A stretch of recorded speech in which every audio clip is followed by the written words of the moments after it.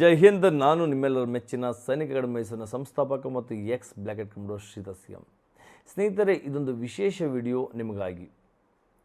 ಆ ವಿಶೇಷತೆ ಏನು ಅನ್ನೋದನ್ನು ತಿಳಿಸ್ಕೊಡ್ತೇನೆ.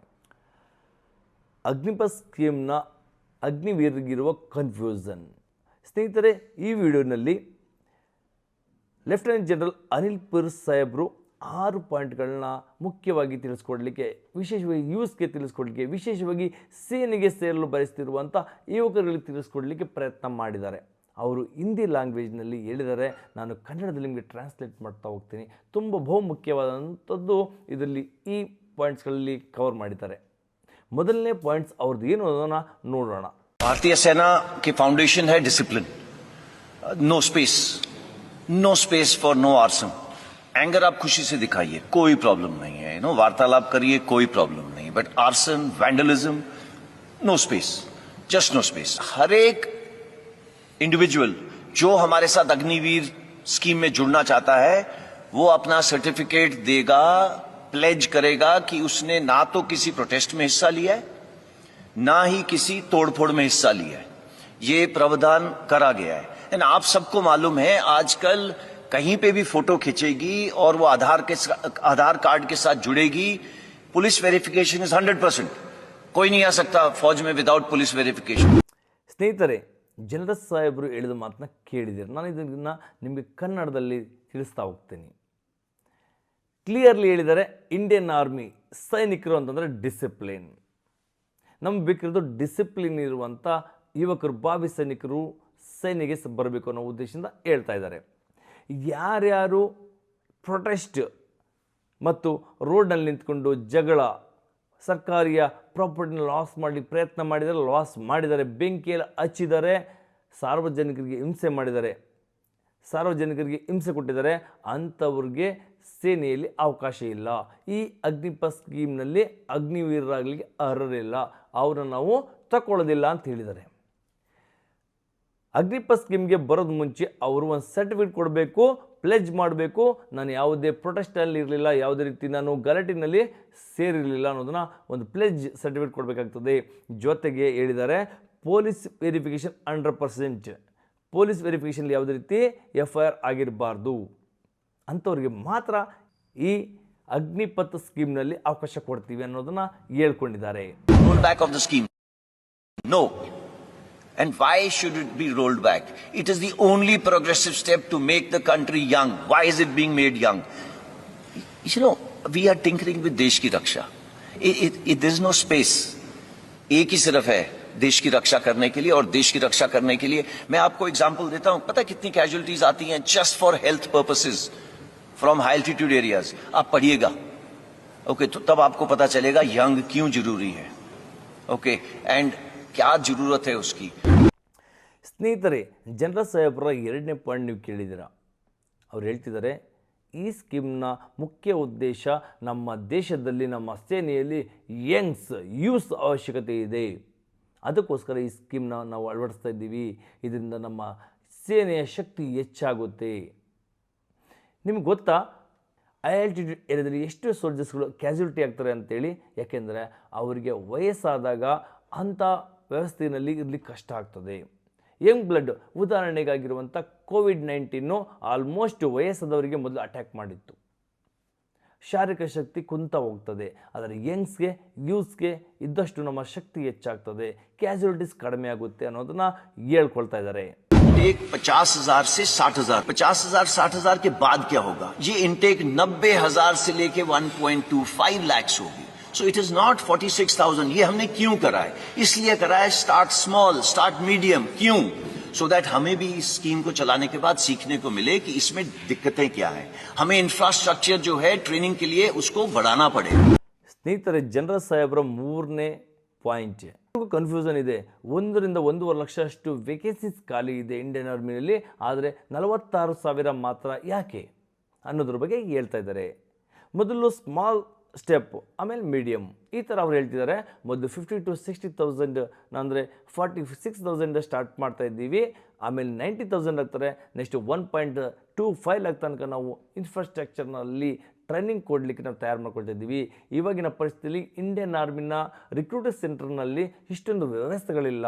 ಎಲ್ಲ ಒಟ್ಟಿಗೆ ಕರ್ಕೊಂಡ್ಬಂದು ನಾವು ಟ್ರೈನಿಂಗ್ ಕೊಡಲಿಕ್ಕಾಗಲ್ಲ. ಈಗ ನಾವು ಅದೊಂದು ಪ್ಲ್ಯಾನ್ ಮಾಡಬೇಕಾಗ್ತದೆ. ಸ್ಮಾಲ್ ಸ್ಟೆಪ್ ಮತ್ತು 46,000 ತೊಗೊಂಡು ನೆಕ್ಸ್ಟು ಸ್ಟೆಪ್ ಟು ಸ್ಟೆಪ್ ಇನ್ನಷ್ಟು ಇಂಪ್ರೂವ್ ಮಾಡ್ಕೊಳ್ತೀವಿ ಅನ್ನೋದನ್ನು ಹೇಳ್ತಾ ಇದ್ದಾರೆ. ಜೊತೆಗೆ ಹೇಳ್ತಾ ಇದ್ದಾರೆ, ಇದರಿಂದ ನಮಗೂ ಕಲೀಲಿಕ್ಕೆ ಒಂದು ಒಳ್ಳೆಯ ಅವಕಾಶ ಸಿಗ್ತಾ ಇದೆ. ನಾನು ಯಾವಾಗಲೂ ಹೇಳ್ತಾ ಇರ್ತೀನಿ, ಇಂಡಿಯನ್ ಆರ್ಮಿಯಲ್ಲಿ 8 ವರ್ಷಕ್ಕೆ ಒಂದು ಪೇ ಕಮಿಷನ್ ಅನ್ನೋದು ಒಂದು ಸ್ಕೀಮ್ ಇರ್ತದೆ. ಏನಕ್ಕೆ ಅಂತಂದರೆ ಜಸ್ಟ್ ಸ್ಯಾಲ್ರಿಗೋಸ್ಕರ ಅಲ್ಲ. ಇಂಡಿಯನ್ ಆರ್ಮಿಯಲ್ಲಿ ಇನ್ನಷ್ಟು ಇಂಪ್ರೂವ್ ಮಾಡಲಿಕ್ಕೆ ಏನೇನು ಅವಶ್ಯಕತೆ ಇರುತ್ತದೆ, ಏನು ಬಂದೂಕ, ಇಕ್ವಿಪ್ಮೆಂಟ, ಸ್ಯಾಲ್ರಿನ ಅಥವಾ ಸೈನಿಕರ ಸಂಖ್ಯೆ ಹೆಚ್ಚು ಮಾಡಬೇಕಾ, ಇದೆಲ್ಲವೂ ಕೂಡ ಸ್ಕೀಮಲ್ಲಿ ಇರ್ತದೆ. ಅದಕ್ಕೋಸ್ಕರನೇ ಇದು ಕೂಡ ಅಷ್ಟೇ. ಈಗ ಕಲಿಯುವಂಥ ವ್ಯವಸ್ಥೆ ಇದೆ, ನಾವು ಕಲಿಯೋಣ, ಕಲಿತಾ ಇನ್ನಷ್ಟು ಇಂಪ್ರೂವ್ ಮಾಡ್ಕೊಳ್ಳೋಣ ಅನ್ನೋದನ್ನ ಜನರಲ್ ಸಾಹೇಬರು ಹೇಳಿದ್ದಾರೆ. मान को पेड अलाउंसेस मिल रहे हैं, वो अग्निवीर को ज्यादा मिलेंगे. Please don't take him cost to company वगैरह जैसे वर्ड. There is nothing. फौज की नौकरी एक जज्बा है, इसको आप पे से नहीं तोल सकते. हाउएवर जो ये आपके सामने दर्शाया गया है, ये सबसे पहले जो 17 लाख के करीब है, ये उसकी पे है. एक सेवानिधि पैकेज है जिसके अंदर उसका योगदान 5 लाख है. गवर्नमेंट अपनी तरफ से 5 लाख डालेगी. इन दोनों के ऊपर जो इंटरेस्ट दिया जाएगा वो तकरीबन 1.5 लाख होगा. सो टोटल पे उसको 4 लाख तकरीबन इतनी मिलेगी. इसका मतलब ये नहीं है कि वो हमारे बराबरी की रिस्क एंड अलाउंस नहीं लेगा. उसके जितने भी अलाउंसेस हैं सेम रहेंगे. आज पूरे देश में मैं भी कंट्रीब्यूशन देता हूं, जो बाहर जवान खड़ा हुआ है वो भी कंट्रीब्यूशन देता है. सिर्फ एक इंसान है अग्निवीर जो आगे आने वाले टाइम पे कंट्रीब्यूशन नहीं देगा और उसको तकरीबन 1 करोड़ का इंश्योरेंस मिलेगी अगर उसने अपने देश के लिए किसी वजह से बलिदान दिया. ಸ್ನೇಹಿತರೆ, ಜನರಲ್ ಸಾಹೇಬರ 4ನೇ ಪಾಯಿಂಟ್, ಇವಾಗ ಏನು ಪೇ ಸ್ಕೇಲ್ನ ಮಾಡಲಾಗಿದೆ ಅದು ರೆಗ್ಯುಲರ್ ಸೈನಿಕರಿಗಿಂತ ಅಗ್ನಿವೀರರಿಗೆ ಜಾಸ್ತಿ ಇರ್ತದೆ ಅನ್ನೋದನ್ನು ಹೇಳ್ಕೊಳ್ತಾ ಇದ್ದಾರೆ. ಅಗ್ನಿವೀರರಿಗೆ 17 ಲಕ್ಷದಷ್ಟು ಅಮೌಂಟ್ ಸಿಗ್ತದೆ. ಜೊತೆಗೆ ಅವರಿಗೆ 5 ಲಕ್ಷ ಅವರ ಸೇವೆ ನಿಧಿ ಅಮೌಂಟು, 5 ಲಕ್ಷ ಗೌರ್ನಮೆಂಟಿಂದ 1.5 ಲ್ಯಾಕ್ ಇಂಟ್ರೆಸ್ಟ್, ಒಟ್ಟಿಗೆ 11.5 ಲ್ಯಾಕ್ ಅಮೌಂಟ್ ಒಟ್ಟಿಗೆ ಸಿಗುತ್ತದೆ. ಸೋಲ್ಜರ್ಸ್ ಯಾವಾಗಲೂ ಕೂಡ ದುಡ್ಡಿಗಾಗಿ ಡ್ಯೂಟಿ ಮಾಡಬಾರ್ದು. ಸೋಲ್ಜರ್ಸ್ ಅನ್ನೋ ಪದ ಯಾವಾಗಲೂ ಒಂದು ಪ್ಯಾಷನ್ ಆಗಿರಬೇಕು. ಯಾರು ಫೈನಾನ್ಷಿಯಲಿ ಥಿಂಕ್ ಮಾಡ್ತಾರೆ ಅವರು ಸೋಲ್ಜರ್ಸ್ ಆಗಲಿಕ್ಕೆ ಲಾಯಕ್ಕಿಲ್ಲ. ಅವು ಮಾಮೂಲಿ ಕಂಪ್ನಿಗಳ ಥರ, ಮಾಮೂಲಿ ಒಂದು ಕಾರ್ಖಾನೆಗಳ ಥರ ನಾವು ಯೋಚನೆ ಮಾಡಬಾರ್ದು. ಜೊತೆಗೆ ಜನರಲ್ ಸಾಹೇಬರು ಹೇಳ್ತಿದ್ದಾರೆ, ಫೈನಾನ್ಷಿಯಲಿ ಏನು ಸಪೋರ್ಟ್ ಮಾಡಬೇಕು, ಏನು ಕೊಡಬೇಕು, ಅದು ಖಂಡಿತ ಅವಶ್ಯಕತೆ ಇದೆ. ಕೇಳಿ ಪಡ್ಕೊಳ್ಳೋದೇನಿಲ್ಲ. ಸೈನಿಕ್ ವೆಲ್ಫೇರ್ ಸೆಂಟರ್ ಡಿಪಾರ್ಟ್ಮೆಂಟು ಅವರಿಗೆ ಏನೇನು ಬೇಕೋ ಅದೆಲ್ಲ ಕೊಡ್ತಾ ಇರ್ತದೆ. ರಿಸ್ಕ್ ಅಲೌನ್ಸ್ ಅಂತಂದರೆ ಹೈ ಆಲ್ಟಿಟ್ಯೂಡ್ನಲ್ಲಿ, ಗ್ಲೇಸರ್ನಲ್ಲಿ, ಬಾರ್ಡರ್ನಲ್ಲಿ, ಫೀಲ್ಡ್ ಏರಿಯಾದಲ್ಲಿ ಏನೇ ಒಂದು ಕಠಿಣ ಪರಿಸ್ಥಿತಿಯಲ್ಲಿ ಸೇವೆ ಸಲ್ಲಿಸಬೇಕಿದ್ರೆ ಅವ್ರಿಗೆ ಒಂದು ರಿಸ್ಕ್ ಅಲೌನ್ಸ್ ಸಿಗುತ್ತೆ. ಅದು ಬರಾಬರಿ ರೆಗ್ಯುಲರ್ ಸೈನಿಕರು ಅಷ್ಟೇ ಅಗ್ನಿವೀರರು ಕೂಡ ಇರ್ತದೆ. ಅದರಲ್ಲಿ ಯಾವುದೇ ರೀತಿ ವ್ಯತ್ಯಾಸ ಇಲ್ಲ ಅನ್ನೋದನ್ನು ಕೂಡ ಹೇಳ್ಕೊಳ್ತಾ ಇದ್ದಾರೆ. ಜೊತೆಗೆ ಅಗ್ನಿವೀರನೇನಾದರೂ ತನ್ನ ಪ್ರಾಣ ತ್ಯಾಗ ಮಾಡೋಂಥ ಪರಿಸ್ಥಿತಿ ಬಂದರೆ ಅವರಿಗೆ 1 ಕೋಟಿಯ ಇನ್ಶೂರೆನ್ಸ್ ಇರುತ್ತೆ. 75% के साथ क्या होगा? तो पहले MHA ने हमको बोला प्रेफरेंस दी जाएगी. विद इन 3 days उन्होंने बोला 10% reservation in CAPF and Assam Rifles. Then age relaxation दी. एज रिलैक्सेशन क्यों दी? बिकॉज हमने पहले दिन बोला था कि जो कोविड की वजह से 21 साल के नहीं रह पाए वो 23 साल के हो गए हैं, तो वो 2 साल बढ़ गई. Come to ministry of defence. Ministry of defence के अंदर कई सारी चीजें हैं, जैसे आपके सामने लिखा है coast guard, defence civilians, DPSUs हैं, उन्होंने भी सेम प्रावधान करा है. अगेन रिपीट कर रहा हूं, ये प्लान्ड था कि कितना परसेंटेज दिया जाएगा. क्यों? बिकॉज 75% देश की ताकत है. Age relaxation same thing. Coming to merchant navy, Indian navy एक ही इसमें क्वालिफाई होती है, उन्होंने भी प्रावधान करा है कि हम इनको लेंगे. ಸ್ನೇಹಿತರೆ, ಜನರಲ್ ಸಾಹೇಬರ 5ನೇ ಪಾಯಿಂಟ್, ಅವ್ರು ಹೇಳ್ತಾರೆ 75% ಉಳಿದ ಅಗ್ನಿವೀರರ ಕಥೆ ಏನು? ಕನ್ಫ್ಯೂಸ್ ಆಗಿರುವಂಥ ಯುವಕರು ಯಾವಾಗಲೂ ಕೇಳ್ತಾ ಇರ್ತಾರೆ, ಸರ್ 25% ಸೈನಿಕರಾಗಿ ಕರ್ಕೊಂಡು ಹೋಗ್ತಾರೆ, ಇನ್ನು ಉಳಿದ ನಾವು 75% ಕಥೆ ಏನು? ಖಂಡಿತ ಇವ್ರು ಹೇಳ್ತಿದ್ದಾರೆ, ಇವಾಗ 2 ವರ್ಷ ಏನು ಎಕ್ಸ್ಟೆಂಡ್ ಮಾಡಿದ್ದಾರೆ. 21ಗೆ GD ಏಜ್ ಇತ್ತು, ಈಗ 23 ಮಾಡಿದ್ವಿ. ಅದು ಕೊರೋನಾ ಮಹಾಮಾರಿಯಿಂದನೇ ಆಗಿದ್ದು. ಆ 2 ವರ್ಷವನ್ನು ಇವಾಗ ಎಕ್ಸ್ಟೆಂಡ್ ಮಾಡಲಾಗಿದೆ. ಇವಾಗ ಯಾರ್ಯಾರು ಅಗ್ನಿಪಥ್ ಸ್ಕೀಮ್ನಲ್ಲಿ ಅಗ್ನಿವೀರರಾಗಲಿಕ್ಕೆ ಅರ್ಹರಿದ್ದಾರೋ ಅವರು ಅಪ್ಲಿಕೇಶನ್ ಹಾಕ್ಕೊಂಡು ಫಿಸಿಕಲ್, ಮೆಡಿಕಲ್ ಮತ್ತು ರಿಟರ್ನಲ್ಲಿ ಪಾಸ್ ಆಗಿ ಕ್ವಾಲಿಫೈ ಆಗಿ ಅವರು ಅಗ್ನಿಪಥ್ ಸ್ಕೀಮ್ನಲ್ಲಿ ಬರ್ಬೋದು. ಯಾರ್ಯಾರಿಗೆ ಅಗ್ನಿಪಥ್ ಸ್ಕೀಮ್ನಲ್ಲಿ ಬರಬೇಕು, ನಾನೊಬ್ಬ ಸೈನಿಕನಾಗಬೇಕು ಅನ್ನೋದು ಆಸೆ ಇರ್ತದೆ, ಅಂಥವ್ರಿಗೆ ಇದೊಂದು ಒಳ್ಳೆಯ ಅವಕಾಶ. 2 ವರ್ಷಗಳ ಕಾಲ ಅವರಿಗೆ ಎಕ್ಸ್ಟೆಂಡ್ ಮಾಡಲಾಗಿದೆ. ಕೆಲವರು ನಮ್ಮ ಯುವಕರು ಯೋಚನೆ ಮಾಡ್ತಾ ಇರ್ಬೋದು, ಸರ್ ನಾನು ಫಿಸಿಕಲ್ ಮೆಡಿಕಲ್ ಆಲ್ರೆಡಿ ಪಾಸ್ ಆಗಿದೆ, ರಿಟರ್ನ್ ಮಾತ್ರ ಉಳಿದಿತ್ತು, ನಮ್ಗೆ ಯಾಕಿಂತ ಅನ್ಯಾಯ ಅಂತೇಳಿ. ಸ್ನೇಹಿತರೆ, ನಾನೊಬ್ಬ ಮಾಜಿ ಕಮಾಂಡೋಗಿ ನಿಮ್ಗೆ ಹೇಳ್ತಾ ಇದ್ದೀನಿ, ನೀವು ಇಲ್ಲಿ ರಿಟರ್ನ್ ಪಾಸಾಗಿ ನೆಕ್ಸ್ಟ್ ಹೋಗಿ ಇಲ್ಲಿ ಆಫೀಸಲ್ಲಿ ಡ್ಯೂಟಿ ಮಾಡ್ತಿರ್ಲಿಲ್ಲ. ಅಲ್ಲೂ ಹೋಗು ಕೂಡ ನೀವು ಏನು ಇಲ್ಲಿ ಫಿಸಿಕಲ್ ಪಾಸ್ ಆಗಲಿಕ್ಕೆ ಪರಿಶ್ರಮ ಪಟ್ಟಿದ್ರ, ಅದಕ್ಕೆ 3ರಷ್ಟು ಟ್ರೈನಿಂಗು ಇಂಡಿಯನ್ ಆರ್ಮಿ ರಿಕ್ರೂಟಿಂಗ್ ಸೆಂಟ್ರಲ್ಲಿ ನಡೆಯುತ್ತೆ. ಖಂಡಿತ ಇದನ್ನು ಯಾವುದೇ ರೀತಿ ನೀವುಗಳು ತಪ್ಪಾಗಿ ತಿಳಿದಾನೆ. ಮತ್ತೊಂದು ಅವಕಾಶ ಸಿಕ್ಕಿದೆ, ನಾನು ಫಿಸಿಕಲಿ ಫಿಟ್ ಆಗಿದ್ದೀನಿ ಇಲ್ವೋ ಅನ್ನೋದನ್ನು ನೀವಾಗೆ ನಿಮ್ಮನ್ನ ತಿಳ್ಕೊಳ್ಳಿಕ್ಕೆ ಒಂದು ಒಳ್ಳೆಯ ಅವಕಾಶ ಸಿಕ್ಕಿದೆ ಅಂದ್ಕೊಳ್ಳಿ. ಮೆಡಿಕಲಿ ಮತ್ತೊಂದು ಸಲ ಪಾಸಾಗಿ ರಿಟರ್ನ್ ಪಾಸಾಗಿ ಮತ್ತೆ ನಾವು ಅಗ್ನಿಪಥ್ ಸ್ಕೀಮ್ನಲ್ಲಿ ಜೋಡಣೆ ಆಗೋಣ. ಸ್ನೇಹಿತರೆ, ಉಳಿದ 75% ಅಗ್ನಿವೀರರಿಗಾಗಿ central government, Assam rifle, merchant navy ಈ ಥರ ಎಲ್ಲ ಕಡೆಯೂ ಕೂಡ ಕಮ್ಯುನಿಕೇಟ್ ಮಾಡಲಾಗಿದೆ. ಫಸ್ಟ್ ಪ್ರಿಫರೆನ್ಸ್ ಅಗ್ನಿವೀರರಿಗೆ ಕೊಡಲೇಬೇಕು ಅನ್ನೋದು ಕೂಡ ಮಾತುಕತೆಯಾಗಿದೆ.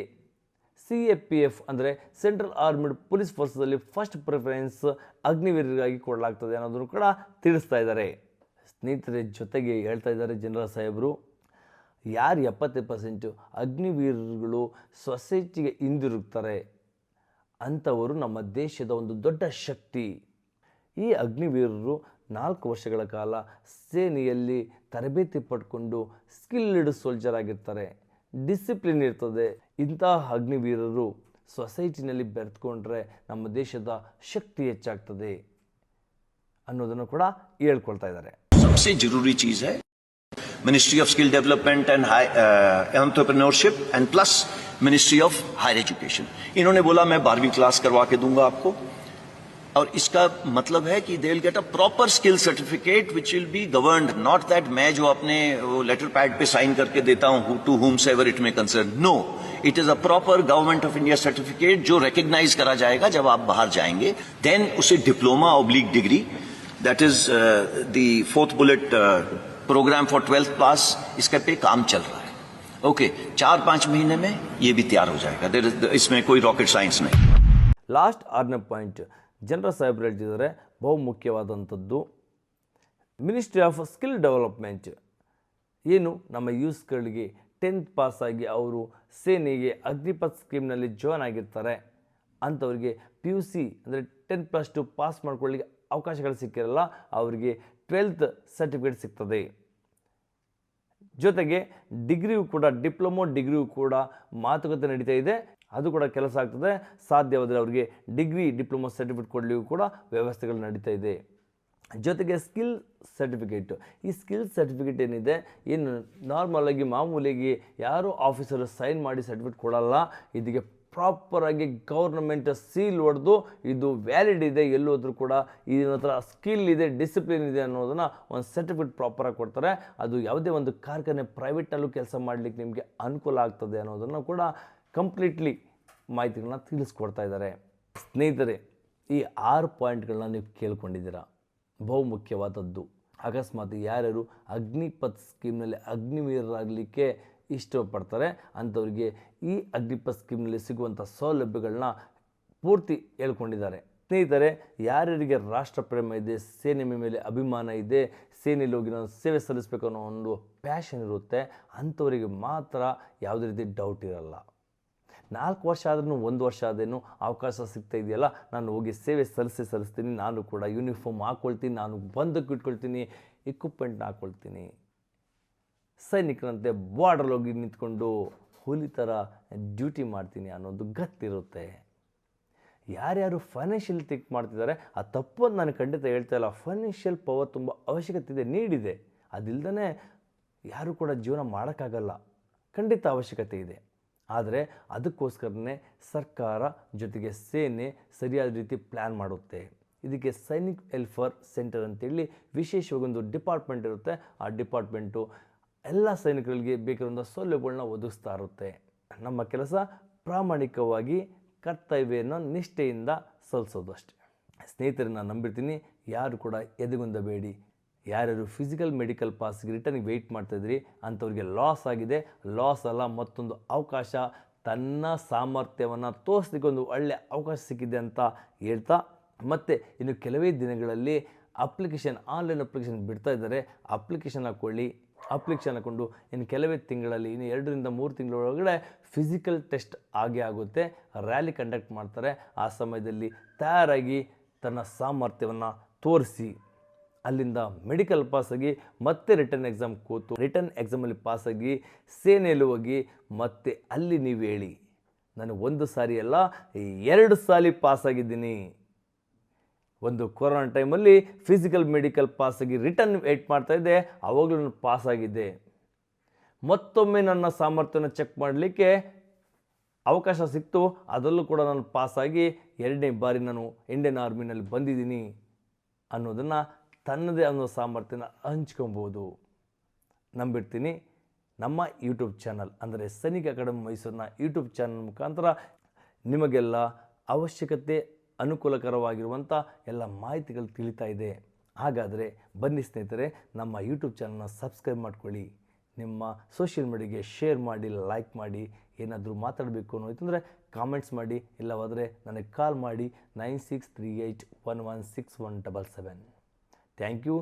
ಜೈ ಹಿಂದ್.